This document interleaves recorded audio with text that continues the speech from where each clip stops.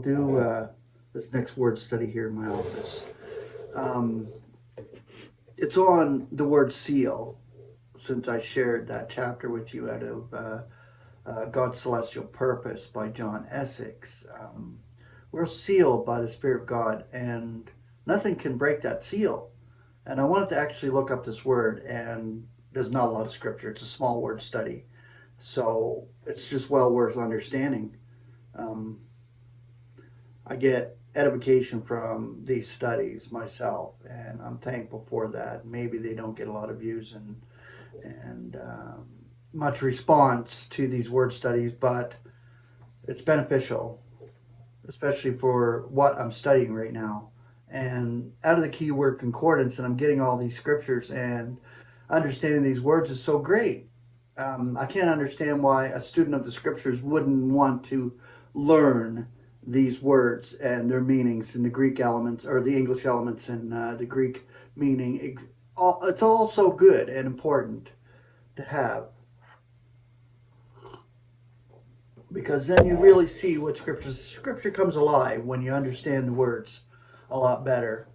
The word seal, Greek is Sphraagis,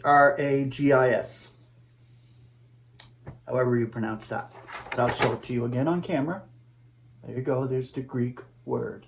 That's English element is simply seal.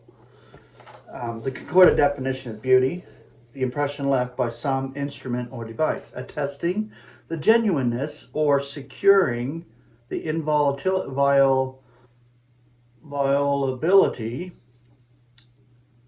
of that to which it is attached, to stamp with approval, or to secure against violation.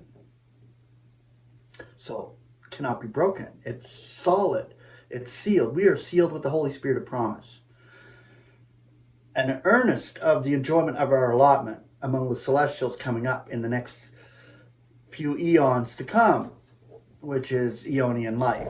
That's what we have as believers, is Aeonian life. Not everlasting, not forever and ever, but Aeonian. The concordant scripture references for the word seal. Romans 4:11.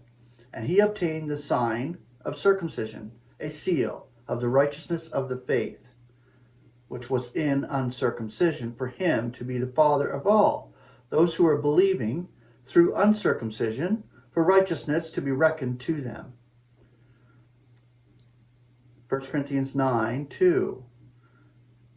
If to others I am not an apostle, nevertheless I surely am to you, for you are my seal, or are the seal of my apostleship in the Lord. 2 Timothy 2:19. Howbeit the solid foundation of God stands, having this seal. The Lord knew those who are his, and let everyone who is naming the name of the Lord withdraw from injustice. Romans 15:28. What then, performing this, and sealing to them this fruit, I shall be coming away through you into Spain. 2 Corinthians 1:22. Who also seals us and gives us, and is giving the earnest of the Spirit in our hearts.